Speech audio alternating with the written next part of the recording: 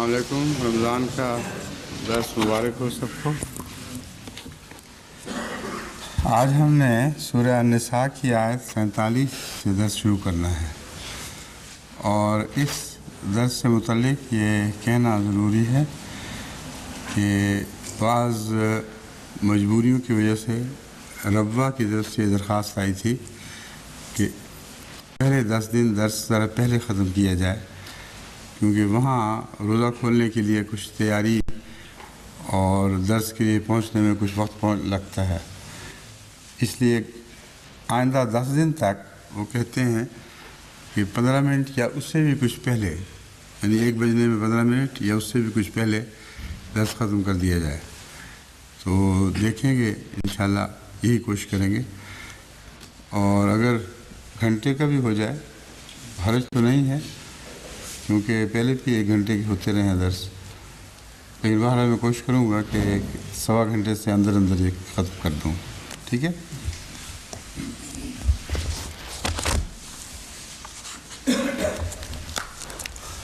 آیت 47 سے شروع کرنا ہے نا. یا ایھا الذین، یہ اوپر کی آیت کا نمبر دیا ہوا ہے آپ نے. اعوذ باللہ من الشیطان الرجیم، بسم اللہ الرحمن الرحیم. یا ایھا الذین اوتوا الکتاب آمنوا بما نزلنا مصدقا لما معکم من قبل ان نطمس وجوہا فنردها على ادبارها ونلعنهم كما لعنا أصحاب السبت وكان أمر الله مفعولا. إن الله لا يغفر أن يشرك به ويغفر ما دون ذلك لمن يشاء ومن يشرك بالله فقد افترى إثما عظيما. ألم تر إلى الذين يزكون أنفسهم بل الله يزكي من يشاء ولا يظلمون فتيلا. انظر كيف يفترون على الله الكذب وكفى به إثما مبينا. سردست یہ 4 آیات ہیں جن کی میں نے تلاوت کی ہے. اگر ان سے وقت بچا تو پھر آئندہ اگلی آیات بھی انشاءاللہ تلاوت کر کے دوبارہ ان کو شروع کیا جائے گا. آج کے درس کی پہلی آیت ہے یا ایھا الذین اوتوا الکتاب آمنوا بما نزلنا مصدقا لما معکم من قبل ان نطمس وجوہا، کہ اے وہ لوگو جو ایمان لائے ہو، جو اوتوا الکتاب، جن کو کتاب دی گئی، آمنوا بما نزلنا مصدقا لما معکم، اس بات پر ایمان لے آؤ، بما نزلنا مصدقا لما معکم، کہ جس کی یہ کلام الہی تصدیق کر رہا ہے. بما نزلنا سے مراد کلام الہی جو ہم نے نازل فرمایا ہے. مصدقا لما معکم، من اس بات کی تصدیق کر رہا ہے جو تمہارے پاس ہے. من قبل ان نطمس وجوہا، اس واقعہ سے پہلے ایمان لے آؤ کہ بعض چہرے مٹا دیے جائیں. فنردها علی ادبارها، پس ہم انہیں ان کے پیٹھوں کے بل پھیر دیں. اور نلعنہم، یا ان پر لعنت کریں، جیسا کہ ہم نے لعنت کی اصحاب السبت پر، یعنی ان لوگوں نے جنہوں نے سبت کے بارے میں زیادتی کی تھی. وَكَانَ أَمْرُ اللَّهِ مَفْعُولًا، اور اللہ کا حکم ہو کر رہنے والا ہے، اسے کوئی ٹال نہیں سکتا. مفعولہ میں نے ایک ایسی چیز جس نے بہرحال ہو کر ہی رہنا ہے. اس آیت کریمہ کی تفسیر میں عجیب و غریب مضامین پیش کیے گئے ہیں جن کا تعلق نطمس وجوہن سے ہے. ہم چہروں کو مٹا دیں. اگر حسب سابق میں ان سب تفاسیر کو لوں اور ان کا بیان شروع کروں تو ایک مضحکہ خیز تفسیر بن جائے گی. اگرچہ ہر جگہ مجھے رد تو کرنا ہوگا اور رد کروں گا، لیکن بذات خود قرآن کریم پر وہ تفسیر بھی ایک الزام ہے۔ نتوسہ وجوہن کی ایسی تفاسیر کی گئی ہیں جو تمام تر غلط ہیں اور تمام تر لفظی ہیں، سوائے چند بزرگوں کے جنہوں نے حق کو پا لیا اور ان باتوں کی معنوی تفاسیر کی ہیں، ورنہ کہانیوں میں بس گئے ہیں سارے، اور ایسی باتیں بھی بیان کرنی شروع کر دی ہیں جن کا بائبل میں کوئی ذکر ہی نہیں کہ واقعتاً یہود کے ساتھ یہ ہوا تھا، اور اس پر عیسائیوں کو طعن کا موقع دیتے ہیں کہ ہماری بائبل میں تو ایسا کہیں نہیں لکھا ہوا کہ اصحاب السبت کے ساتھ یہ سلوک کیا گیا، یہ مسلمانوں نے کہاں سے گھڑ لی ہیں باتیں۔ تو یہ سب گھڑی ہوئی باتیں اس دور سے تعلق رکھتی ہیں جس میں صحاح ستہ سے مسترد احادیث کی بجائے قصے کہانیوں پر اعتماد کیا گیا اور مزے لے لے کر باتیں بیان کی گئیں۔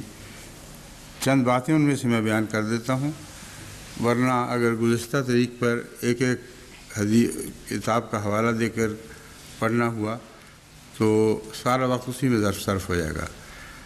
جو قصے کہانیاں ہیں وہ یہ ہیں کہ نتوسہ کا مطلب ہے مٹا دینا، ملیہ میٹ کر دینا، کوئی نشان باقی نہ چھوڑنا۔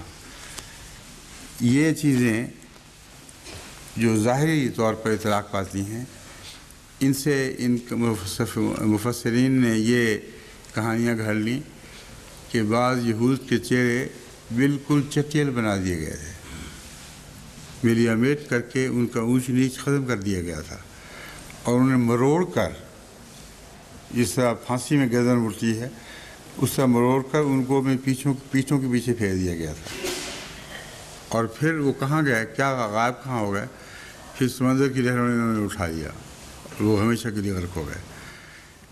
یہ کہانیاں وہ ہیں جن پر عیسائی اور یہودی بھی ہنستے ہیں۔ وہ کہتے ہیں عجیب و غریب کہانیاں تم نے ہماری طرف منسوخ کر دی ہیں، ہماری بائبل نے تو کہیں بھی نہیں لکھا کہ یہ واقعہ ہوا ہے۔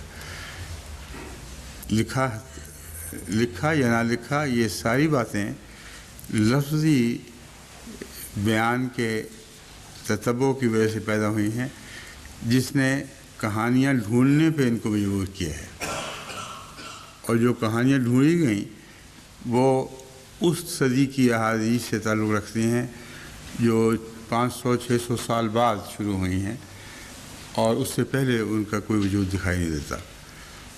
بہرحال اب میں حل لغات سے شروع کرتا ہوں، اس سے بہت کچھ آپ کو سمجھ آ جائے گا کہ اصل میں اس آیت کا منطوق کیا ہے۔ الطمس ازالۃ الاثر بالمحو، یہ عربی عبارت پوری پڑھنے کی بجائے میں اس کا اردو ترجمہ پڑھ دیتا ہوں۔ یہ المفردات راغب سے لی گئی ہے، اور مفردات نے اس کے تمام پہلوؤں کو، طمس کے تمام پہلوؤں کو سمیٹنے کی کوشش کی ہے۔ طمسہ کے معنی مٹا کر نشان دور کرنے کے ہیں، جیسا کہ فرمایا وَإِذَا النُّجُومُ طُمِسَتْ، یعنی جب ستارے مٹا دیے جائیں گے۔ جب ستارے مٹائے جاتے ہیں تو ان کو ملیہ میٹ نہیں کیا جاتا، وہ دکھائی نہیں دیتے، دھندلے پڑ جاتے ہیں اور نظر سے دور ہٹ جاتے ہیں۔ تو ایک یہ معنی اس آیت کے ترجمے میں اس کو ملحوظ رکھیں۔ فرمایا اسی طرح اللہ تعالیٰ اموات کے متعلق بھی یہی لفظ استعمال فرماتا ہے، جیسا کہ فرمایا ربنا اطمس علی اموالہم، اے اللہ ان کے مال مٹا دے۔ مال مٹا دے کا مطلب ہے برباد کر دے، ان کے اموال کا کوئی نام و نشان نہ رہے۔ تو جب چہروں پر یہ استعمال ہوگا تو چہرے کے اور معنی بھی ہیں، مگر ایک یہ ہے کہ ان کو بے حیثیت کر دیا گیا، ان کو دور کر دیا گیا، خدا کی نظر سے غائب ہو گئے، یعنی خدا کی رحمت کی نظر سے دور ہٹ گئے، گویا کہ ان کا کوئی وجود باقی نہیں رہا۔ چنانچہ اس کا ترجمہ لکھتے ہیں یعنی بعض ستارے بالکل غائب ہو جائیں گے، اے ہمارے رب ان کے اموال مٹا دے تباہ کر دے، یعنی ان کی صورت مٹا دے۔ وَلَوْ نَشَاءُ لَطَمَسْنَا عَلَىٰ أَعْيُنِهِمْ، اگر ہم چاہتے تو ان کی آنکھوں کی روشنی ختم کر دیتے۔ اب تمسنا اعینہم علی اعینہم کا یہ مطلب نہیں لیا امام راغب نے کہ آنکھوں کو ملیمیٹ کر کے برابر کر دیا جائے کہ وہ دیکھنے کی کوشش کے باوجود دکھائی نہ دیں۔ تمسنا علی اعینہم کا مطلب یہ لیتے ہیں ان کی آنکھوں کی روشنی ختم کرتے۔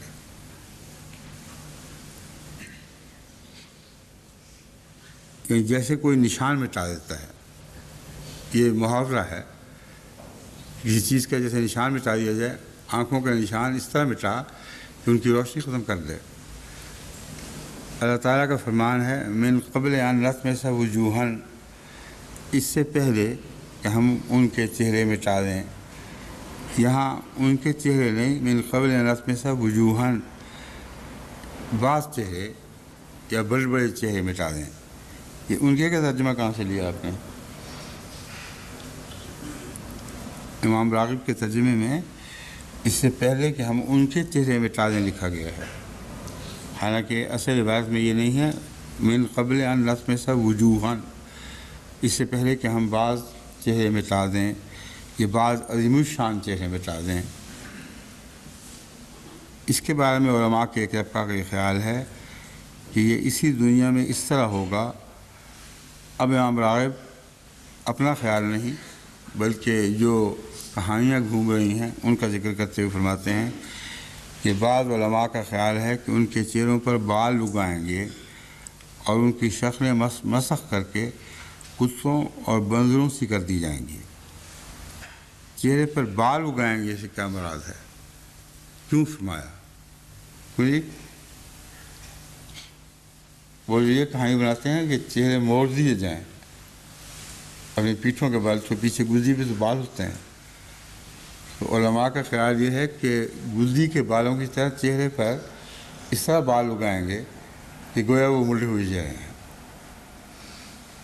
اور صرف اسی پر بس نہیں، واقعتاً چہرے موڑے بھی جائیں گے مروڑ کر۔ امام راغب کہتے ہیں کہ صرف یہی نہیں، علماء کا یہ خیال ہے کہ ان کی شکلیں مسخ کر کے کتوں اور بندروں سی کر دی جائیں گی۔ امام راضی کو تو مشورہ اب نہیں دیا جا سکتا، لیکن اگر وہ اس زمانے میں ہوتے تو میں انہیں کہتا کہ ان علماء کو بہتر علم ہوگا،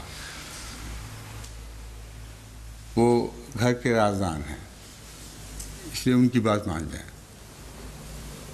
احادیث کا وہ ترجمہ جس کی کوئی بنیاد نہ ہو، یا قرآن کا وہ ترجمہ جس کی کوئی بھی بنیاد نہ ہو، اگر علماء اپنی طرف سے کرتے ہیں تو اس کا وبال ان پر پڑنے دیں، کیونکہ وہ اپنے آپ کو بہتر جانتے ہیں۔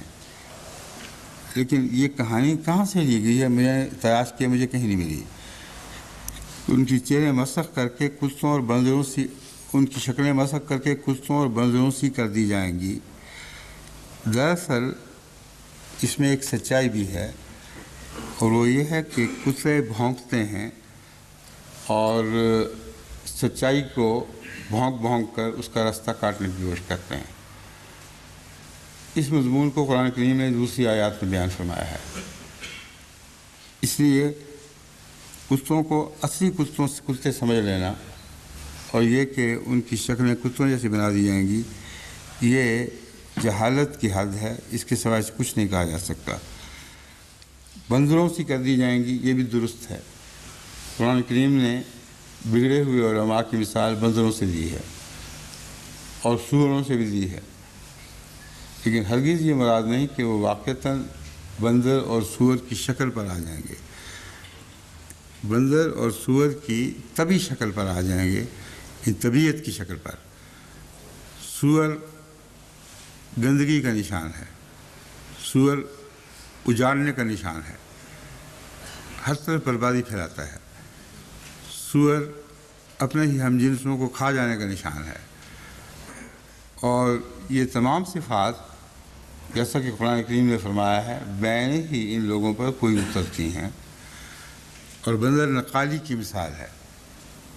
لاکھ کوشش کرے انسان بن نہیں سکتا، مگر انسان کی طرح ڈگلی پر ناچتا اور گاتا ہے، گاتا نہ بھی ہو تو من من کی آوازیں نکالتا ہے، اور اسے پہنایا بھی وہ سب کچھ جاتا ہے جو بندر کو دلہا کو پہنایا جاتا ہے۔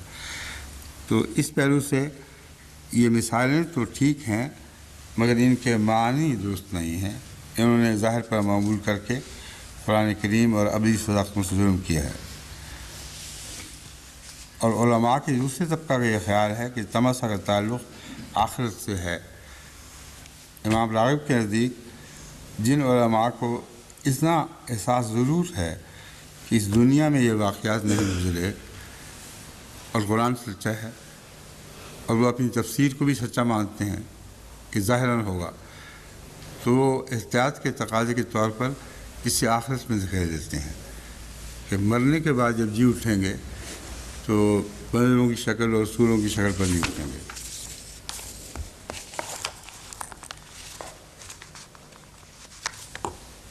اقرب الموارد میں تمس الشیء ذرا سا ون محا، مٹ گیا، یہ معنی دیے گئے ہیں۔ تمس القمر والنجم والبصر ذہب ضوءها، چاند ستارے اور آنکھ کی روشنی جاتی رہی۔ یہ بالکل صحیح معنی ہے، اور لغت عربی اقرب الموارد کو دے رہی ہے، اس میں کسی تعویل کی گنجائش باقی نہیں، بالکل صاف صاف کھلے معنی ہیں۔ تمس القمر والنجم والبصر، ان کی روشنی جاتی رہے چاند و سورج کی، اور وہ نظر سے غائب ہو جائیں، تو یہ تمس کا معنی ہے۔ اور اسی طرح آنکھ کی روشنی جاتی رہے۔ پھر وطمس علام والے فرعون کی مثال دے کر اقرب الموارد لکھتی ہے کہ مراد ہے کہ انہیں ہلاک کر دے۔ اب یہ بالکل واضح بات ہے کہ یہ لوگ بہت سے ظالم سے جو ہلاک کر دیے گئے۔ تمثل غیم النجوم اذهب ضوءها، بادل نے ستاروں کی روشنی کو طمس کر دیا، یعنی ان کو ڈھانپ لیا۔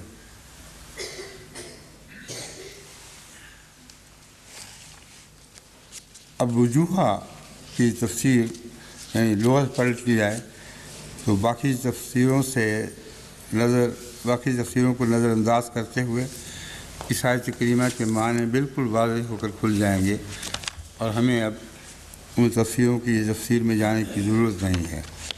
میں نے غور سے سب تفسیریں دیکھی ہیں، ان میں اکثر نزول سے تعلق میں بیہودہ بحثیں ہیں جن کا کوئی بھی وجود اصلی حقیقی کتب صحائف ستہ میں یا دوسری کتب میں نہیں ملتا۔ نزول کا شوق رکھنے میں علامہ سیوطی سب سے آگے بڑھے ہوئے ہیں، اور ہر آیت کریمہ کے پیچھے ایک شان نزول بنا لیتے ہیں جس کو ایک ہی واقعہ سے محدود کر کے جوڑ دیتی ہے، اور یہ عالمی کتاب کل عالم کے لیے نازل ہوئی تھی۔ یہ معلوم ہوتا ہے ایک یا دو یہودیوں کی خاطر نازل ہوئی ہے اور کسی کے سے اس کا تعلق نہیں۔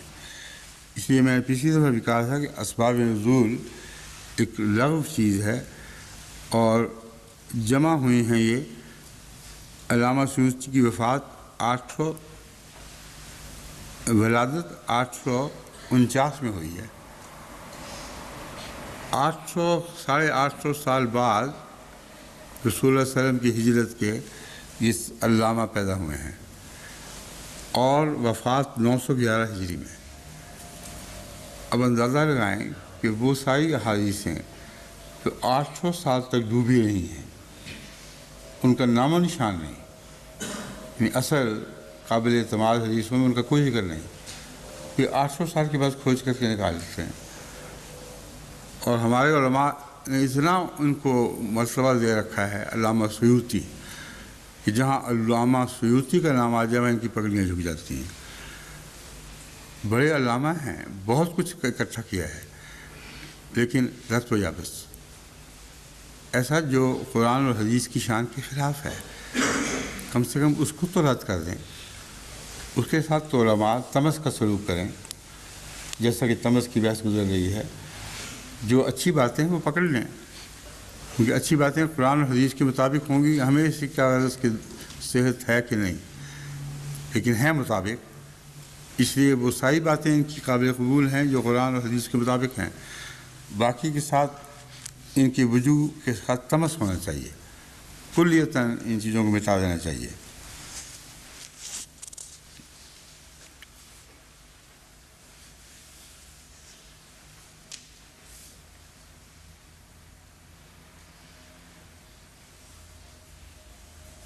اب یہ اس شان اس آیت کی شان نزول میں صرف آپ کو لطیفتاً سنا دیتا ہوں۔ علامہ سیوطی اسباب النزول میں لکھتے ہیں، حضرت ابن عباس سے روایت ہے، ایک حضرت ابن عباس بڑا ظلم کیا ان لوگوں نے، اللہ حضرت ابن عباس کی روح کو مزال بلند فرمائے، بڑا ظلم ہوا ہے ابن عباس پر۔ ان سے روایت کر دیتے ہیں جو جھوٹی سچی باتیں اکثر جھوٹی ان کی طرف منسوخ کر دیتے ہیں۔ حضور صلی اللہ علیہ وسلم نے یہود کے بڑے بڑے علماء سے گفتگو فرمائی، ان میں عبداللہ بن سوریہ اور کعب بن اسید شامل تھے۔ حضور نے ان سے فرمایا، اے گروہ یہود، اللہ کا تقوی اختیار کرو اور اسلام قبول کر لو، بخدا تم جانتے ہو کہ میں تمہارے پاس حق لے کر آیا ہوں۔ وہ کہنے لگے، اے محمد ہم تو اس سے بے خبر ہیں۔ اس پر اللہ تعالیٰ نے ان کے بارے میں فرمایا، یا ایھا الذین اوتوا الکتاب آمنوا بما نزلنا۔ انہوں نے یہ جواب دیا تو اللہ نے یہ آیت نازل کر دی۔ اتنا خوف قصہ ہے کہ قرآن کریم اس طرح یہود کے مطالبوں پر نازل ہوا کرتا تھا۔ حالانکہ یا ایھا الذین اوتوا الکتاب آمنوا بما نزلنا قرآن کے الف سے لے کر سین تک مسلسل اسی طرح اس مضمون کی آیات جاری ہو رہی ہیں جو اللہ نے نازل فرمائی۔ کتاب قرآن کریم ہے کہ یہود کے اس سوال پر کہ ہمیں تو نہیں پتہ کہ نازل ہوا ہے، اسی وقت آیت نازل ہوگی کہ ہم جو کہہ رہے ہیں کہ نازل ہو گیا۔ اب جو محمد رسول اللہ پر ایمان نہیں لاتے تھے وہ اس آیت کو کیسے مان جائیں گے؟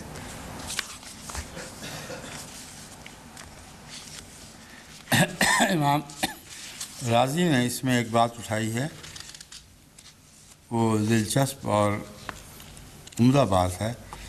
اس میں یہ جو ضمیر پھیر دی گئی ہے حاضر سے غائب کی طرف، اے لوگو یہ کہہ کے مخاطب کیا گیا، لیکن جہاں یہ ذکر ہے ان نطمس وجوہا فنردها علی ادبارها اور نلنہم کما لعنا اصحاب السبت، اس میں غائب کا ذکر ہو گیا ہے۔ وہ کہتے ہیں حاضر سے غائب کا ذکر یہ ہے، اس لیے ہے کہ عملاً یہ لوگ خدا کی نظر سے دور ہٹ گئے، یعنی ان پر لعنت جو پڑی تو اتنا دور ہٹ گئے کہ دور کی بات غائب نہیں کی جاتی ہے۔ اس لیے علامہ راضی نے یہ ایک عمدہ نقطہ نکالا ہے۔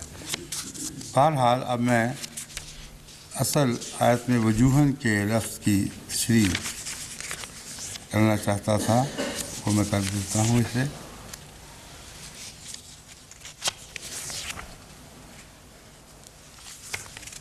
لغت میں وجوہ کی جو تفسیر ہے وہ یہاں نہیں ہے۔ وجوہ کہاں ہے؟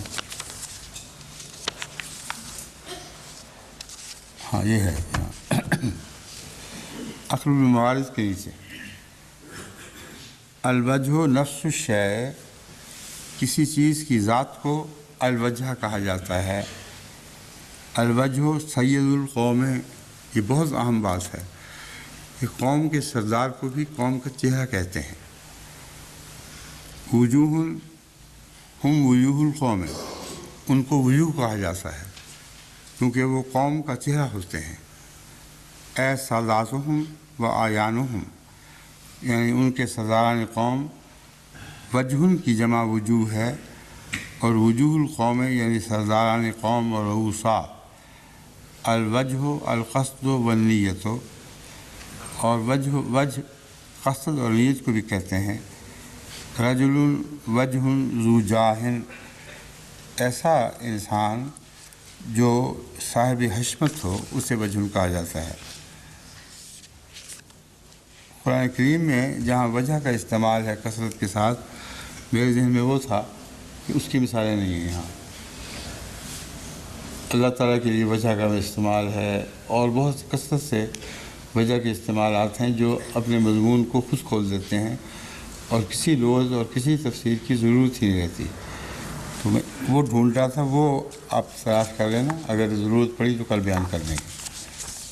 اب میں بغیر کسی تفسیری حوالے کے مضمون آپ کے سامنے رکھتا ہوں۔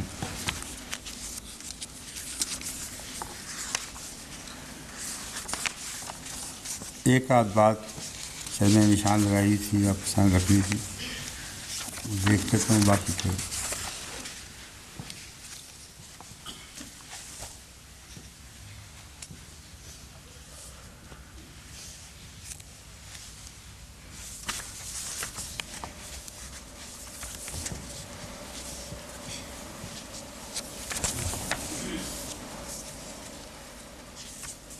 علامہ راضی وجود سے مراد مسخ ہونا، یعنی روحانی اور معنوی طور پر ان کا خطا خراب ہو جانا لیتے ہیں۔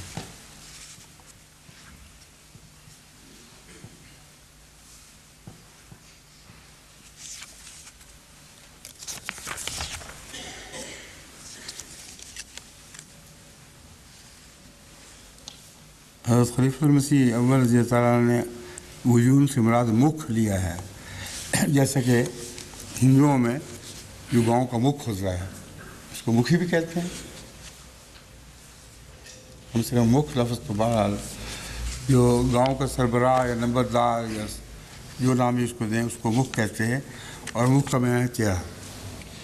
خلیفۃ المسیح اول نے وہ ترجمہ کیا جو ہندی اور عربی میں برابر معنی رکھتا ہے، ایک ہی، یعنی چہرہ بھی اور سردار بھی۔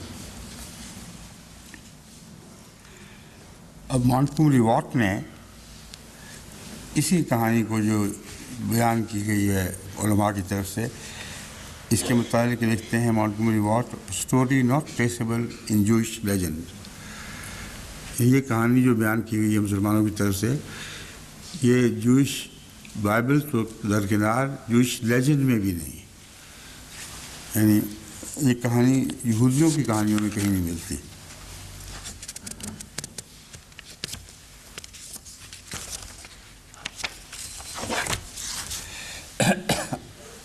اب میں اس آیت کی سیدھی سادی صاف تفسیر آپ کے سامنے رکھتا ہوں۔ یا ایھا الذین اوتوا الکتاب آمنوا بما نزلنا مصدقا لما معکم، اے وہ لوگوں جن کو کتاب دی گئی ہے، ایمان لے آؤ اس بات پر مصدقا لما معکم جو اس کی تصدیق کر رہی ہے جو تمہارے پاس ہے۔ اس میں سب سے پہلے یہ بحث اٹھتی ہے کیا واقعی ان چیزوں کی تصدیق کر رہی ہے جو ان کے پاس ہے، کیونکہ یہ ایک مبحث بنا ہوا ہے کہ قرآن کریم تو کہتا ہے تصدیق کر رہی ہے، اور ساتھ ہی ان سب باتوں کی تکذیب کر رہا ہے جو یہود کے پاس تھیں۔ تو اس آیت سے کیا مراد ہے کہ آمنوا بما نزلنا مصدقا لما معکم، جو کچھ تمہارے پاس ہے اس کی تصدیق کر رہا ہے۔ مصدقاً کا معنی جو یہاں خاص طور پر پیش نظر رکھنا چاہیے وہ یہ ہے کہ اس کی ایک پوری ہوتی ہوئی تعبیر تمہیں دکھا رہا ہے، یعنی تمہارے بائبل میں جو کچھ تمہارے پاس ہے اس میں سے جو پیشگوئی کا رنگ رکھتا تھا، اور وہ پیشگوئی جب پوری ہوتی ہے تو وہ تصدیق کر دیتی ہے کہ پورا ہونے والا واقعہ اصل پیشگوئی کی تصدیق کر دیتا ہے۔ تو یہ مراد نہیں ہے کہ قرآن کریم بائبل کی ہر رت و یابس کی تصدیق کر رہا ہے۔ یہ بعض دشمنوں نے غلط فہمی کی وجہ سے اور بعضوں نے جان بوجھ کر اس پر قرآن کریم پر زبان تان کسی ہے، زبان تان دراز کی ہے۔ امر واقعہ یہی ہے جیسا کہ میں نے بیان کی ہے، حضرت صلی اللہ علیہ وآلہ وسلم مصدق تھے ان تمام پیشگوئیوں کے جو عہد نامہ جدید میں یا عہد نامہ قدیم میں یا عہد نامہ جدید میں کی گئیں، اور وہ اتنی کھلی کھلی صفائی کے ساتھ پوری ہونے والی پیشگوئیاں ہیں کہ سوائے اس کے کہ دشمن اس سے آنکھیں پھیر لے، دیکھتی ہوئی چیز کو نہ دیکھے، اس کے سوا اس کے لیے انکار ممکن نہیں۔ اور لطمس کا مضمون اس بات سے تعلق رکھتا ہے، تم ایمان لے آؤ اس چیز پر جو تمہاری کتابوں میں کھلم کھلا لکھی ہوئی ہے، تم اس کو مٹا نہیں سکتے، اور محمد رسول اللہ پر ایمان لے آؤ اور اس کتاب پر ایمان لے آؤ جو 100% ان پیشگوئیوں کی عملی تصدیق کر رہی ہے کہ ہاں ہم وہی ہیں، اسی طرح ظاہر ہو گئی۔ یہ بہت لمبا مضمون ہے جس کی طرف یہ آیت اشارہ کر رہی ہے، اور اس پر تحقیقات کا کام پہلے بھی ہمیشہ ہوتا رہا ہے، اور اب بھی دوبارہ جو میں نے نئی تحقیقاتی انجمیں مقرر کی ہیں ان کے سکول بھی یہ کیا ہے کہ اسے اور بڑھائیں۔ تمام پیشگوئیاں جو پرانے عہد نامہ میں، جو نئے عہد نامہ میں درج ہیں، ان پیشگوئیوں کی چھان بین کر کے ثابت کیا جائے کہ تم نے خواہ غلط انتباہ کیا ہے، غلط جگہوں پر اجتماع کیا ہے، اور وہاں گنجائش ہی کوئی نہیں۔ کل جو ریسرچ کے پیپرز میں دیکھ رہا تھا جو مختلف ریسرچ گروہوں کی طرف سے مجھے واپس ملے ہیں، ان میں اتفاق سے یہی مضمون تھا۔ بہت سے نئے لکھنے والے، دنیا کے مختلف علاقوں سے تعلق رکھنے والے ایسے محققین ہیں جن کو ان پیشگوئیوں کی اس لیے سمجھ نہیں آ رہی کہ صحیح جگہ اطلاق نہیں کرتے۔ جب تک وہ رسول اللہ صلی اللہ علیہ وسلم پر اور قرآن کریم پر ان کا اطلاق نہ کریں، ان کو ان کی سمجھ آ ہی نہیں سکتی۔ ایسی اٹکل پچھویں مارتے ہیں، ایسی احمقانہ باتیں کرتے ہیں، حالانکہ وہ بڑے علماء ہیں۔ تو ضروری ہے کہ ان کا تتبع کیا جائے اور اس صورت میں مقالے لکھے جائیں کہ جب وہ ان علماء کو بھیجے جائیں تو ان کو دکھائی دینے لگے۔ اس وقت تو یہ صورت ہے کہ گویا ان کی آنکھوں کو طمس کر دیا گیا ہے۔ آنکھوں کے سامنے ایک بات دیکھ رہے ہیں اور دیکھ نہیں سکتے، تو آنکھوں کا نور لے جانا، چہروں کا طمس ایک یہ معنی بھی رکھتا ہے کہ ان کو کھلی کھلی باتیں بھی دکھائی نہیں دیتی، محسوس نہیں ہوتی۔ فَنَرُدَّهَا عَلَىٰ أَدْبَارِهَا أَن نَطْمِسَ وُجُوهًا فَنَرُدَّهَا عَلَىٰ أَدْبَارِهَا، اس کا ایک معنی یہ ہے کہ ان کو پیٹھوں کے بھل پھیلا دیں، ان کے چہرے طمس کر دیں، یعنی مٹا دیں، ان میں صلاحیت نہ ہو، اور پیچھے کے بل لوٹا دیں، یعنی پہلے وہ بڑھ کر آگے آ کر سردار بن گئے تھے اور قوم کے بڑے بڑے انسان بن گئے تھے، تو ازبارہم کا مطلب ہے جہاں سے آئے تھے واپس چل جائیں، دور ہٹ جائیں، ان کی سرداریاں جاتی رہیں۔ نَلْعَنَهُمْ كَمَا لَعَنَّا أَصْحَابَ السَّبْتِ، یا ان پر ایسی ہی لعنت ڈالیں جیسے اصحاب سبت پر لعنت ڈالی تھی۔ وَكَانَ أَمْرُ اللَّهِ مَفْعُولًا، اور اللہ کی بات ہو کر رہنے والی ہے۔ اصحاب سبت پر کیسی لعنت ڈالی تھی اس کا میں بعد میں ذکر کرتا ہوں۔ اب میں ایک دوسرے معنی نطمس وجوہن کا آپ کے سامنے رکھتا ہوں۔ وجوہن سے مراد سردار ہیں۔ ان کو ہو کہ بڑے بڑے لوگ، کیونکہ قرآن کریم سے وجہ کا استعمال ہر جگہ عظیم الشان بڑے لوگ، سردار، خدا تعالیٰ کا وجہ، یعنی اللہ تعالیٰ کی عظیم الشان، بلند شان، ایسی تمام چیزوں کے لیے لفظ وجہ استعمال ہوا ہے۔ اور وجوہ سے مراد یہ ہے کہ تمہارے سردار یہ سب کچھ کام کرتے ہیں، ان کے علم میں ہوتا ہے۔ عوام الناس کے تو علم میں نہیں ہے، لیکن جو یہود اور عیسائیوں کے سردار تھے ان کے علم میں تھا کہ بعینِ ہی یہی پیشگوئیاں جو اپنی آنکھوں کے سامنے رسول اللہ صلی اللہ علیہ وسلم کے حق میں پوری ہوتا دیکھتے ہیں وہ بائبل میں موجود ہیں۔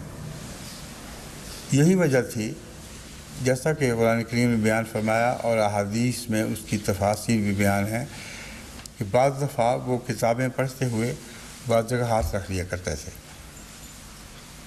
صاف پتہ چلتا ہے کہ ان کے علم میں تھا اگر ان جگہوں کو پڑھ کے دیکھا جائے تو کھلا کھلا اشارہ محمد رسول اللہ یا پھر قرآن کریم کی طرف ہوگا، اس لیے وہاں وہ ہاتھ رکھ کے چھپا لیا کرتے تھے۔ تو ان کو علم تھا اور ان کے آنکھوں کے سامنے ایک موجود چیز مٹ گئی، وہ تھی ہی نہیں، بس اللہ تعالیٰ کا سلوک ان سے بین ہی وہی ہوا ہے، اور اس میں ایک ذرہ بھی ظلم نہیں کہ ان کو مٹا کے غائب کر دیا جائے، ان کی سرداریاں چھین لی جائیں، وہ واپس پہلے حال کی طرف لوٹ جائیں جہاں سے انہوں نے ترقی کی تھی، اور خود ان کے ماننے والے بھی ان کو بھلا دیں سرداروں کے طور پہ۔ اب یہ بات بھی بڑی دلچسپ ہے کہ وہ یہود جو یہ کام کیا کرتے تھے، آج کے عیسائی محققین خود ان کو مٹا رہے ہیں۔ ان کی یہ حرکتیں، ان کے یہ بد افعال اب ان کو برے لگنے لگے ہیں، اور لطمس وجوہن کا ایک زمانہ اب بھی آیا ہے، یعنی آج کل کے زمانے میں خود ان کے ماننے والے ان کے چہرے اپنی تاریخ سے مسخ کر کے ان کو مٹا کے رکھ کر رہے ہیں، اور لکھ رہے ہیں کہ یہ سب جھوٹے واقعات ہیں، یہ انہوں نے قصے بنائے ہوئے ہیں۔ مثلاً وہ پیشگوئیاں جو انہوں نے زبردستی بائبل حضرت عیسیٰ پہ چسپاں کی تھی یا دوسروں پر، اب خود عیسائی لکھنے والے لکھنے لگے ہیں کہ چسپاں تو نہیں ہوتی، اس لیے وہ اور باتیں سوچتے ہیں، لیکن یہ تو قطعیت کے ساتھ ثابت ہو چکا ہے کہ یہ ان کے نزدیک بھی چسپاں نہیں ہوتی۔ تو لطمس وجوہن کا ایک منظر ہم اس دنیا میں اپنی آنکھوں کے سامنے پورا ہوتا دیکھ رہے ہیں، اور ہمارے جتنے محققین ہیں جن کو میں نے اس کام پر لگایا ہوا ہے ان کو میں مزید ہدایت دیتا ہوں کہ زیادہ تفصیل سے نئی تحقیقات کا اس آیت کریمہ سے جو تعلق ہے اس کو خود انہی کے الفاظ میں دکھائیں، تاکہ ہمارے ہاں ایک نیا لٹریچر وجود میں آئے جو قرآن کریم کی آیت کے ہر مخفی سے مخفی پہلو اور اشارے کو بھی ابھار کر سامنے لے آئے۔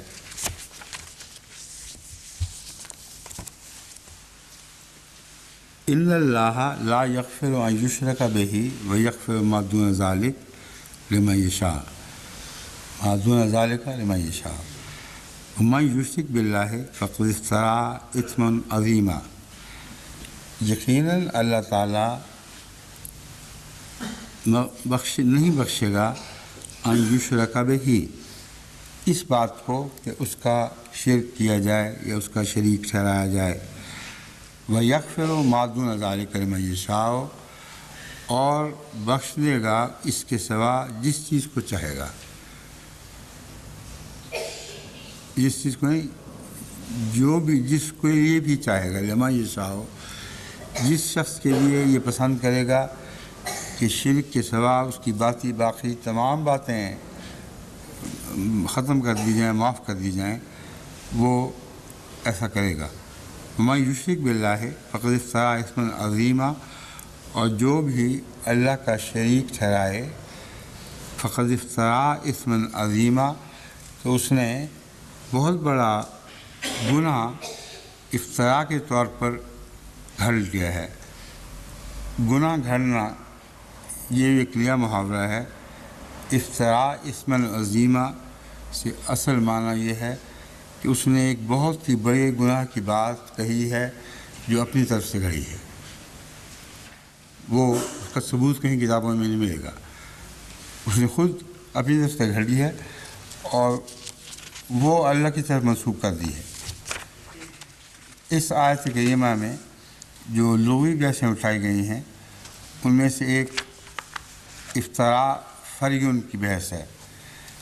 فرش شیع فرین قطعہ و شقہ فاسدا کما یفعل خراز العظیمہ، اس نے اس کو اس طرح کاٹا یا پھاڑا جس طرح جوزہ تیار کرنے والا چمڑے کو کاٹتا ہے۔ اور افتراء اسم عظیمہ اس لفظ فری سے نکلا ہوا ہے کہ اس نے اصل چیز کو پھاڑ کر ٹکڑے ٹکڑے کر دیا۔ اب یہ جوتے والی مثال تو یہاں لگتی نہیں ہے، اس لیے اس کے کوئی اور معنی بھی ہونے چاہیے۔ وہ فرا علی فلان القذبہ، اصل معنی یہ ہے کہ اس نے کسی کی طرف ایک جھوٹ باندھا، کسی پر ایک جھوٹ باندھ دیا، یہ اس کا معنی لغت میں اقرب الموارد میں درج ہے۔ کسی شخص کے خلاف ایک جھوٹی بات جس کی کوئی بنیاد نہ ہو اپنی طرف سے گھڑ کر منسوب کر دی جائے۔ وہ فرل الارض سارہا، اور ہل چلانے کے لیے بھی لفظ فرا استعمال ہوتا ہے کہ اس نے زمین کو پھاڑ دیا۔ وہ یفرل فریہ یاتی بالعجب، ایک ہے عجیب و غریب کام کرنا، اور یہ معنی بھی یہاں اطلاق پاتا ہے۔ فریٌ الفریو قطع الجلد للخوض، اس کو چھوڑ دینا چاہیے۔ افتراء کا لفظ سوراخ کرنے کے معنوں میں بھی آتا ہے، فساد کے معنوں میں بھی آتا ہے، اور جھوٹ اور شرک کے معنوں میں بھی آتا ہے۔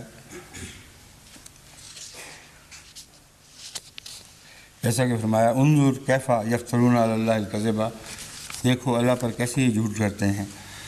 اور جھوٹ کے معنوں میں افتراءً، مثلا ان آیات میں ہے افتراءً علی اللہ قد ضلوا، انہوں نے ایک بات محض افتراء کے طور پر اللہ پر گھڑی ہے اور اس کے نتیجے میں وہ گمراہ ہو گئے ہیں، یا گمراہ ہونے کی وجہ سے انہوں نے یہ بات گھڑ لی ہے۔ وَلَٰكِنَّ الَّذِينَ كَفَرُوا يَفْتَرُونَ عَلَى اللَّهِ الْكَذِبَ، لیکن وہ لوگ جنہوں نے اللہ پر جنہوں نے کفر کیا، اللہ پر جھوٹ گھڑتے ہیں۔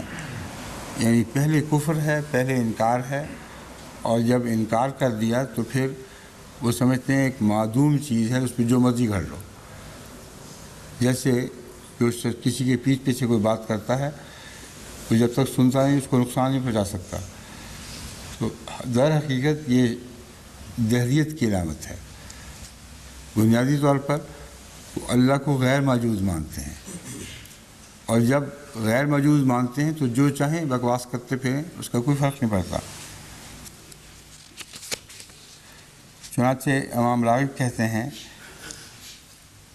بہت بڑی چیز کو بھی کہتے ہیں فرا، یعنی برے معنوں میں کہ کتنی بےہودہ، کتنی بڑی بات کی ہے، اور بہت عجیب چیز کو بھی کہتے ہیں، حیرت انگیز بات ہے کہ ایسی باتیں اللہ کے متعلق یہ جسماں کرنے لگتے ہیں۔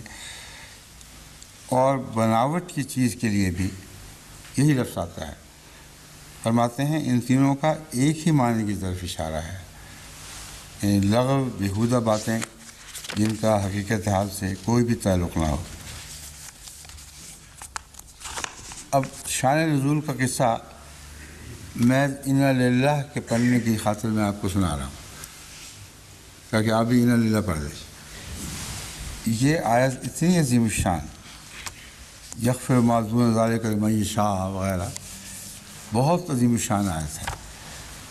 اس میں علامہ سیوطی صاحب لکھتے ہیں کہ ایک شخص ایوب انصاری رضی اللہ کہتے ہیں کہ 900 سال کے بعد ان کو خبر پہنچی ہے کہ ایوب انصاری یہ کہتے ہیں۔ کیا کہتے ہیں؟ کہ ایک شخص حضور صلی اللہ علیہ وسلم کی خدمت میں حاضر ہوا، کہنے لگا میرا ایک بھتیجا ہے، وہ حرام کاموں سے باز نہیں آ رہا، کیا علاج کرو؟ ہر قسم کی حرام خوری، حرام کاری، ہر بدی اس میں موجود ہے اور باز ہی نہیں آتا، کوئی ترکیب بتائیں۔ پوچھا اس کا دین کیا ہے؟ اس نے عرض کیا نماز پڑھتا ہے اور توحید کا قائل ہے۔ اب آخر صلی اللہ علیہ وآلہ وسلم یہ بات سن کر، جیسا کہ حضور کا مزاج آپ کی صحیح ستہ کی احادیث سے ویسے ہی قرآن سے ثابت ہے، یہ کہتے کہ اگر وہ مجاہد شرک نہیں کرتا اور توحید کا کام ہے تو حرام خوری کیسے کرتا ہے؟ یہ تو ہو ہی نہیں سکتا۔ ایک شخص کو رسول اللہ صلی اللہ علیہ وسلم نے فرمایا تھا تم وعدہ کرو ایک نیکی کا، उसने कहा मैं करता हूँ। अब फरमाया झूठ ना बोलना। उसके बाद सारी बदियाँ रुक गई। तौहीद तो एक ऐसा अजीम शान मज़मून है कि तौहीद के बाद किसी बदी के बाकी रहने का सवाल ही बाकी नहीं रहता।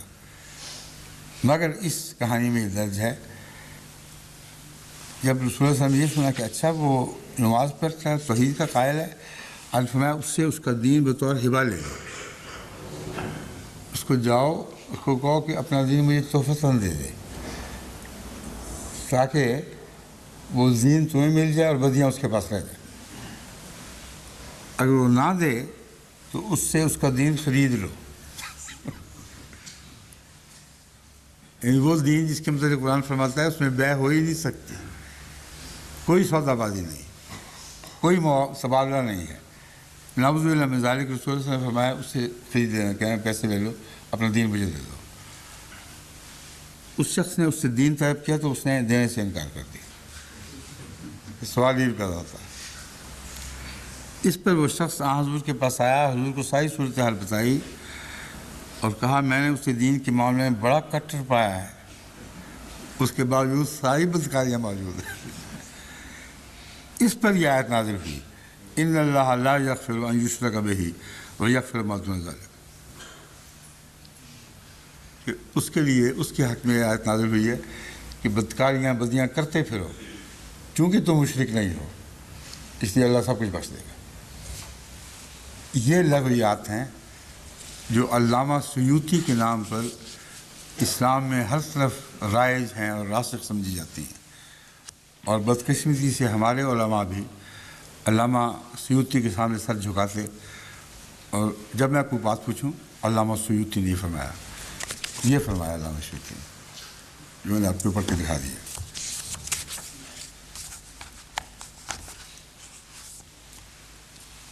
असल बात है दुआ और तौबा से गुनाहों की बख्शिश होती है। यानी मुशरिक जब तौबा कर लेता है और शिरक से बाज आता है तब उसकी बख्शिश का मज़मून शुरू होता है। हज़रत अनस से रवायत है कि मैंने रसूलुल्लाह सल्लल्लाहु अलैहि वसल्लम को, ये सुनन अत-तिरमिज़ी से रवायत दी गई है, ये फरमाते हुए सुना कि ए इब्ने आदम, जब तक तू मुझसे दुआ करते हुए मग़फ़िरत की उम्मीद रखेगा मैं तुझे बख्शता रहूँगा। जब तक तू मुझसे दुआ करते हुए मग़फ़िरत की उम्मीद रखेगा मैं तुझे बख्शता रहूँगा, ख़ास तेरी कोई भी हालत हो मुझे उसकी कुछ परवाह नहीं। ए इब्ने आदम, अगर तेरे गुनाह आसमान के किनारों तक पहुँच जाएँ और इस हालत में तू मुझसे बख्शिश चाहे तो मैं बग़ैर किसी परवाह के तेरे गुनाह बख्श दूँगा। ये बख्शिश चाहना हमें सारी कुंजी है बात की। जो शिरक पर कायम रहें हरगिज़ उनके गुनाह नहीं बख्शे जाएंगे। जो शिरक पर कायम बज़ाहिर ना हो, तौहीद का नारा लगाएँ, लेकिन हर किस्म की बदियों में मुलविस हों और बख्शिश ना चाहें, हरगिज़ उनके गुनाह नहीं बख्शे जाएंगे। इस आयत करीमा की ओर से उनके बख्शे जाएंगे जो शिरक से पाक हों, खा वो ज़ाहिरी हो या बातिनी हो, और जो पहले उन्होंने जुल्म किए हैं अपनी जान पर, उनके लिए वो अल्लाह की तरफ इस्तिग़फ़ार से तवज्जो करें। और इस्तिग़फ़ार की तफ़सीर मैं पहले दर्सों में बयान कर चुका हूँ। हज़रत अक़दस मसीह मौऊद अलैहिस्सलाम ने इस्तिग़फ़ार के माने ये बयान फरमाए हैं कि इंसान गोया मिट्टी खोद कर उसमें खुद दफन हो जाता है, यानी अपने गुनाहों को दफन कर देता है और ऐसा मिलियमेट कर देता है कि देखे से दिखाई ना दें, तब वो बख्शिश का तालिब होता है। तो इन सारी बातों में जो इस मज़मून में हदीसें दी गई हैं, अगर वो मैं पढ़ के सुनाऊँ तो हर सुनने वाला ये समझ लेगा कि अब हमें खुली छुट्टी है, जितने चाहें गुनाह करते फिरें, जो चाहें गुनाह करते फिरें, सिर्फ़ अल्लाह को एक मान लो। और रसूल सल्लल्लाहु अलैहि वसल्लम ने फरमाया है कि तुम्हारे सारे गुनाह बख्श दिए जाएंगे।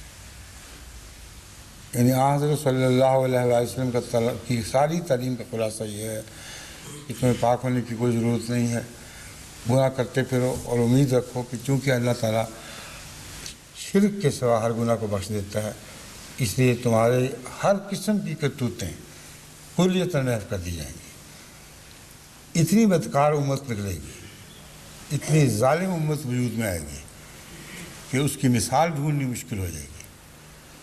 پہلی کتابوں میں بھی کہیں یہ مضمون کہیں بیان نہیں ہوا۔ اس لیے یہ جو مرکزی دور کے علماء ہیں ان میں سے بعض کا یہ انتہائی ظلم ہے، قرآن کریم پر بھی اور امت محمدیہ پر بھی۔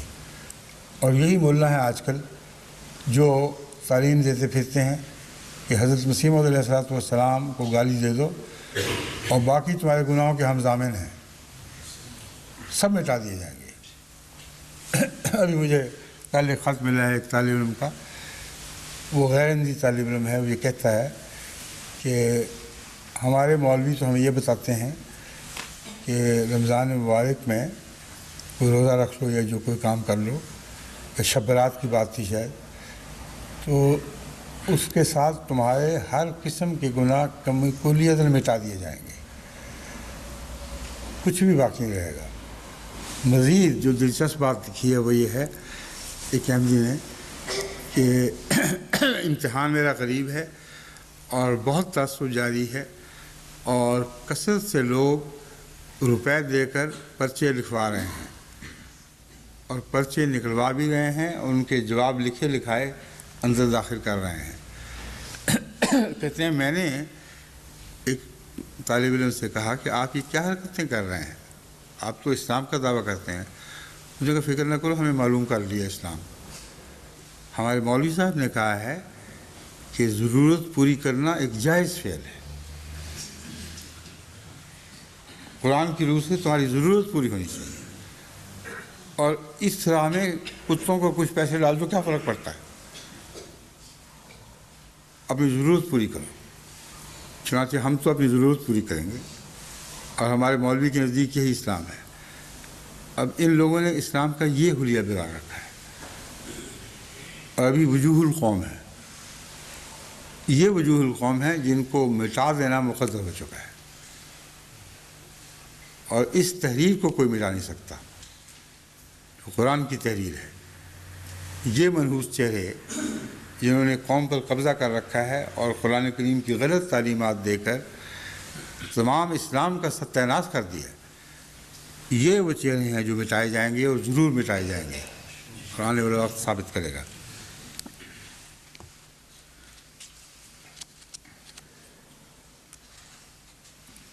حضرت صلی اللہ علیہ وآلہ وسلم کا تو توحید باری کے لیے غیرت رکھنا اتنا عظیم تھا کہ یہ ساری باتیں جو رسول اللہ صلی اللہ علیہ وسلم کی طرف منسوب کی جا رہی ہیں یا قرآن کی طرف منسوب کی جا رہی ہیں، ان کا تصور بھی نہیں باندھا جا سکتا، وہ بھی گناہ ہے۔ رسول اللہ صلی اللہ علیہ وسلم ابن عباس کی روایتیں، یہ بھی روایتیں ابن عباس کی بھی ہوں یا نہ ہوں، اگر مستند احادیث سے ہوں اور احادیث کا مضمون بتا رہا ہو کہ یہ باتیں سچی ہیں، تو اگرچہ بکثرت جھوٹی روایتیں بھی حضرت ابن عباس کی طرف منسوب ہیں، ان روایات کو رد کرنے کا کسی کو حق نہیں، کیونکہ وہ روایات قرآن اور معراج محمد رسول اللہ کے مطابق ہیں اور تمام قرآن کی آیات اور احادیث میں کی تائید کرتی ہیں، اس لیے اس سے غرض نہیں ہے کس کی روایت ہے، لیکن ہم یقین رکھتے ہیں کہ یہ روایت ضرور ابن عباس کی ہوگی کیونکہ سچی روایت ہے۔ ابن عباس کہتے ہیں کہ ایک شخص نے رسول اللہ صلی اللہ علیہ وسلم سے کہا ما شاء اللہ و شئت، جو اللہ نے چاہا اور آپ نے چاہا۔ اس پر حضور نے فرمایا کہ کیا تم نے مجھے اور خدا کو یکساں سمجھ رکھا ہے؟ کیا میں خدا کے کوئی خدائی اس کی جو وہ چاہتا ہے اس میں شریک ہو چکا ہوں؟ یہ کہو فقط خدا نے چاہا۔ اب یہ جو مسئلہ ہے یہ بالکل درست ہے، مگر کن معنوں میں درست ہے اور اس کی تشریح کیا حقیقی ہونی چاہیے یہ بیان کرنا ضروری ہے، کیونکہ اللہ اور رسول کو جب اکٹھا باندھا جائے تو جو اللہ اور رسول چاہیں، مستند احادیث سے یہ بات ثابت ہے کہ صحابہ یہ کہا کرتے تھے کہ جو اللہ اور رسول چاہے، وہ ایک بریکٹ میں ایک محاورہ استعمال ہوتا ہے جس کا مطلب یہ نہیں ہے کہ اللہ کے علاوہ کسی خاص معاملے میں ایک رسول نے بھی چاہا اس لیے ہو گیا. وہ تمام تر تعلیمات قرآن سے تعلق رکھنے والا مضمون ہے اور اللہ رسول کو اکٹھا باندھ دیا گیا ہے. یعنی جو کچھ بھی قرآن میں بیان ہے اس کے سوا خدا کا رسول جو بھی اللہ کی طرف منسوب ہونے والی کتاب ہے اس کے سوا خدا کا رسول اپنی طرف سے کوئی بات بنا سکتا ہی نہیں.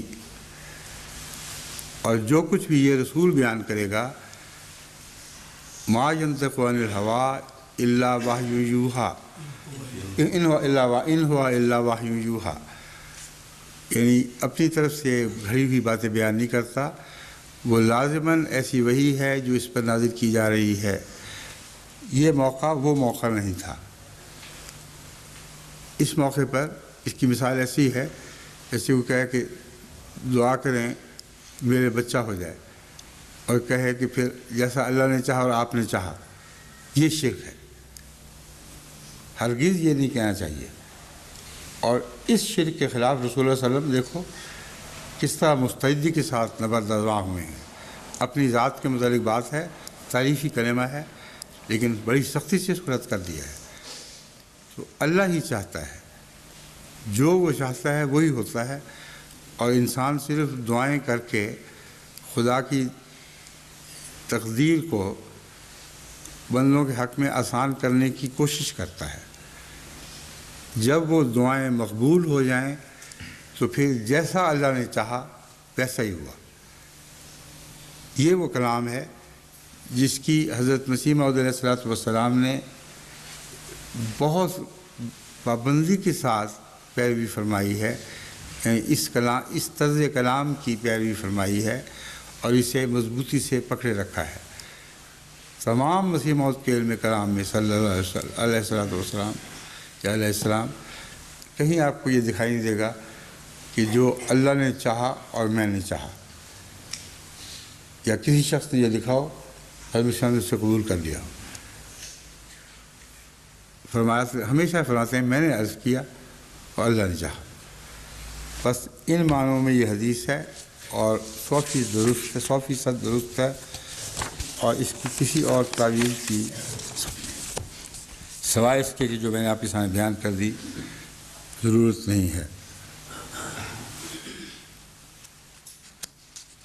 حضرت علی ابو طالب رضی اللہ تعالیٰ عنہ فرماتے ہیں یہ آیت قرآنی مجھے سب سے زیادہ محبوب ہے. ان اللہ لا یغفر ان یشرک بہ ویغفر ما دون ذلک لمن یشاء، کہ اللہ تعالیٰ لا یغفر ان یشرک بہ، جو اس کا شرک ٹھہرائے، اس کا شریک ٹھہرائے یا اس کا شریک ٹھہرایا جانا یہ معاف نہیں فرماتا. وَيَغْفِرُ مَا دُونَ ذَلِكَ، اور جو اس کے سوا ہے وہ سب کچھ معاف فرما سکتا ہے لمن یشاء، اس کے لیے جس کے لیے وہ چاہے. اب حضرت علی رضی اللہ تعالیٰ عنہ کو یہ آیت محبوب ہو ہی نہیں سکتی تھی اگر آپ اس کے پہلے حصے کے مصداق نہ ہوتے. اگر خود آپ نے نعوذ باللہ من ذالک خدا کا کوئی شرک کیا ہوتا یا شریک ٹھہرایا ہوتا تو آپ کیسے کہہ سکتے تھے کہ یہ آیت مجھے سب سے زیادہ محبوب ہے. یہ آیت تو سب سے زیادہ ڈرانے والی ہوتی کہ حضرت علی تو نعوذ باللہ من ذالک شرک میں مبتلا ہیں اور اس کے باوجود یہ کہتے ہیں کہ یہ آیت جو کہتی ہے کہ شرک کو خوب معاف نہیں کیا جائے گا، اس کو پسند کرتے ہیں. اس لیے پسند کرتے ہیں یغفر ما دون ذالک، فرماتے ہیں میں وہ ہوں جس نے کبھی شرک نہیں کیا، اور شرک کے سوا کوئی چھوٹے موٹے گناہ ہو گئے ہوں تو ان سے میں اپنے آپ کو پاک قرار نہیں دیتا. اور اللہ کے اس فرمان پر یغفر ما دون ذالک لمن یشاء، اس پر میں راضی ہوں اور امید رکھتا ہوں کہ من یشاء میں بھی شمار ہوں گا. یہ عظیم شان بیان ہے حضرت علی رضی اللہ تعالیٰ عنہ کا جو اس آیت کی بڑی عمدہ تفسیر ہے۔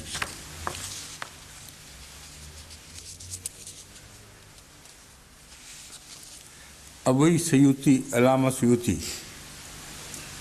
ان کے نزدیک تو یہ ترجمہ ہے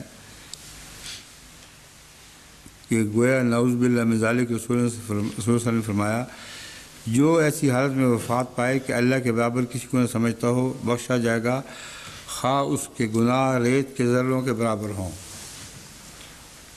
امت محمدیہ کو کھلی چھٹی مل گئی کہ اتنے گناہ کریں جو ابھی تک نہیں کر سکے، ریت کے ذروں کے برابر گناہ کریں، یعنی ساری دنیا کے گناہوں سے بھر دیں،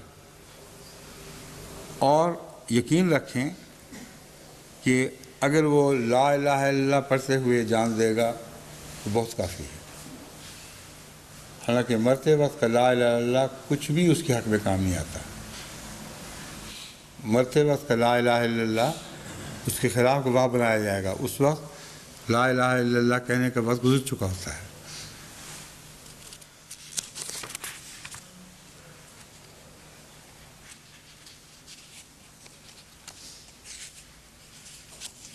اب ایک طرف تو یہ روایت ہے کہ جو مرضی گناہ کرتے پھرو، اور دوسری طرف مسند امام احمد کی روایت بھی ہے کہ حضرت ابن عباس کہتے ہیں کہ رسول اللہ صلی اللہ علیہ وسلم نے فرمایا قبروں پر جانے والی عورتوں اور قبروں کو سجدہ کا بنانے والوں اور ان پر چراغ جلانے والوں پر بھی لعنت ہے۔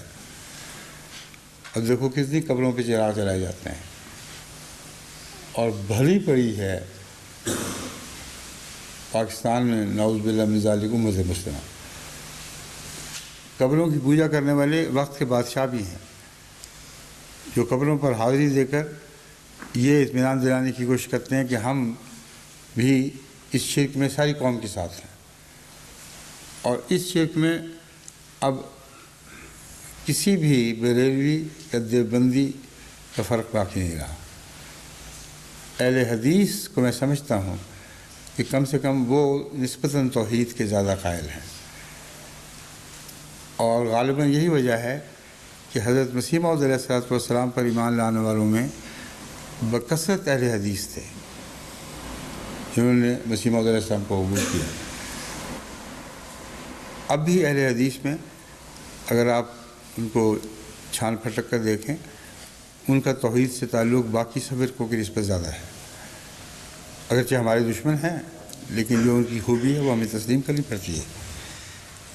وہ قبروں پر نہیں جاتے، وہ لعنت ڈالتے ہیں ان پر جو قبروں میں دیے جلاتے ہیں۔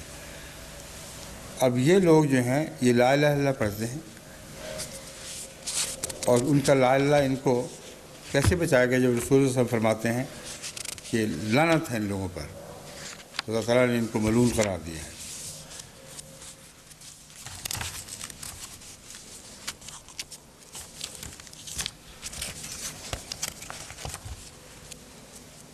امام راضی کہتے ہیں کہ اس آیت پر اگر گہرا غور کیا جائے تو پھر مذہبی اصطلاح میں یہود کو بھی مشرک قرار دینا پڑے گا۔ اب یہ استدلال بڑا دلچسپ نکالا ہے انہوں نے۔ وہ یہ کہتے ہیں کہ آیت بتاتی ہے کہ شرک کے سوا ہر امر بخشا جائے گا، ٹھیک ہے، اور یہ آیت بتاتی ہے کہ یہودی بخشے نہیں جائیں گے۔ اس کا مطلب وہ مشرک ہیں، اور اگر مشرک ہیں تو پھر اہل کتاب کیوں کہا جا رہا ہے ان کو؟ قرآن مشرکوں کو اہل کتاب کہہ رہا ہے، یہ ایک الگ جھگڑا شروع ہو جائے گا اور اس کی گہرائی میں جانا پڑے گا۔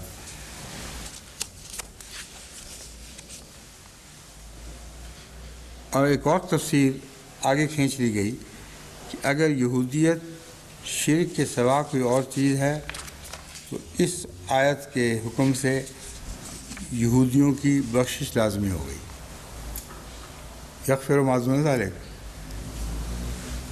یہودیوں کے متعلق ایک طرف یہ اعلان کہ وہ ملعون ہیں، وہ بعض معاملات میں بخشے نہیں جائیں گے، اللہ کی لعنت ان پر، چہرے مسخ ہو گئے، اور ساتھ ہی یہ آیت کریمہ نازل ہو رہی ہے جو بخشش کا اعلان کر کے یہ کہتی ہے کہ شرک کے سوا ہر گناہ بخشا جائے گا۔ بس چونکہ یہودی نہیں بخشے جائیں گے، یہ استنباط ہے، اس لیے لازماً وہ مشرک ہیں۔ اس آیت کا پہلی آیت سے تعلق ہے۔ اس طرح کی اس آیت میں یہودیوں کی سرزنش کا سامان ہے۔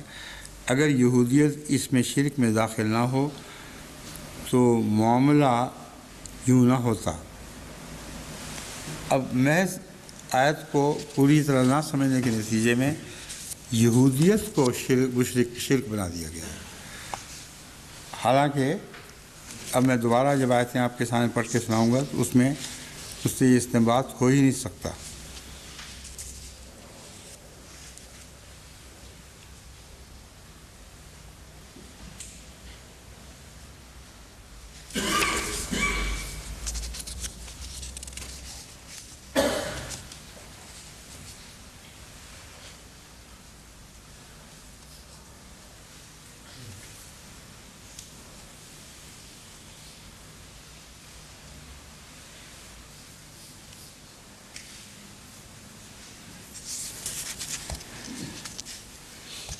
ابن کثیر نے اپنی تفسیر میں یہ نقطہ بیان فرمایا ہے کہ اس آیت کے مضمون میں دھوکہ لگ سکتا ہے، یعنی بعض غلط فہمیاں پیدا ہو سکتی ہیں۔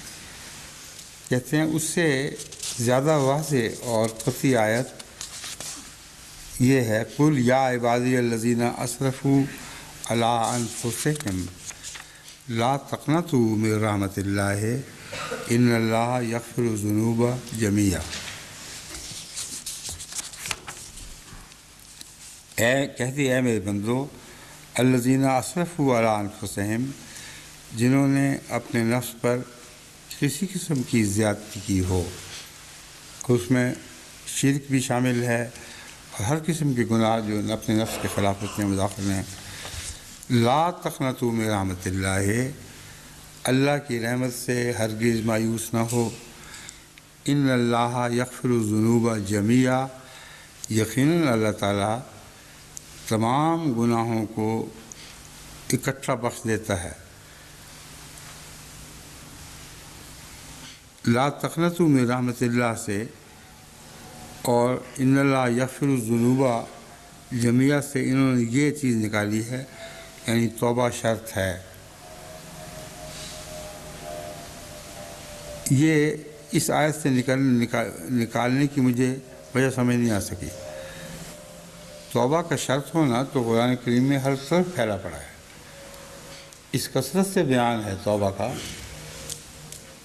توبہ سے نصوحہ کا بیان ہے، ایسی توبہ کا جو گناہوں کو چاٹ جائے، ختم کر دے گی، کہ مجھے سمجھ نہیں آ رہی کہ علماء ان آیات سے توبہ نکالنے کا مفہوم کیوں نکالتے ہیں۔ ان آیات کی روشنی میں اس آیت کا ترجمہ کریں جن کا توبہ سے تعلق ہے اور وہ قطعیت کا حکم رکھتی ہیں۔ وہ ایسی آیات نہیں ہیں جن کو آپ مبہم آیات قرار دیں، محکم ہے، متشابہ آیات نہیں ہیں۔ ان محکم آیات کی روح کو ملا دیں اس آیت کے ساتھ تو مضمون بالکل کھل جاتا ہے، کسی گھبرانے کی ضرورت نہیں اور غلط ترجموں کی ضرورت نہیں۔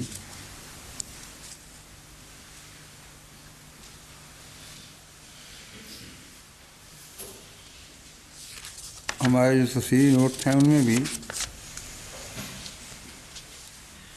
ایک بہام حضرت مسیح موعود علیہ السلام کا ترجمہ بالکل سادہ، صاف، کھلا کھلا ترجمہ ہے۔ خدا ہر ایک گناہ بخش دے گا جس کے لیے چاہے گا، پر شرک کو ہرگز نہیں بخشے گا۔ جس کے لیے چاہے گا جو ہے یہ ہے اصل بنیاد۔ اللہ تعالیٰ کسی کے لیے بے وجہ کوئی بات نہیں چاہتا۔ لمن یشاء میں دراصل کنجی ہے، یہی وہ مضمون ہے شاء کا جس کو حضرت مسیح موعود علیہ السلام نے ہتھیار بنا کر تمام آریہ ورت کو چیلنج کیا، جو قرآن کریم پر حملے کرتے تھے اور کہتے تھے اللہ تعالیٰ ہر چیز پر قادر ہے، اس لیے اپنے آپ کو نعوذ باللہ من ذالک یہ بنا دے وہ بنا دے، قادر ہے، کر سکتا ہے۔ اور علماء اسلام اس کا جواب نہیں دے سکتے تھے، کیونکہ وہ جب کہتے تھے قادر ہے تو کلی قادر مان کر مجبوراً ان بحثوں میں پڑ جایا کرتے تھے. یہاں تک ظلم اور زیادتی ہوئی ہے کہ ان کی مسلمان علماء کی آپس کی بحثوں میں بھی یہ بات بڑی شدت سے اٹھائی گئی ہے کہ اللہ تعالیٰ اس گناہ پر بھی قادر ہے جو لوط کی قوم سے سرزد ہوا. ان اللہ علی کل شیء قدیر. اس قدر احمقانہ باتیں اٹھائی گئی ہیں. ایسی بغیرت قوم ہے علماء کی بدقسمتی سے.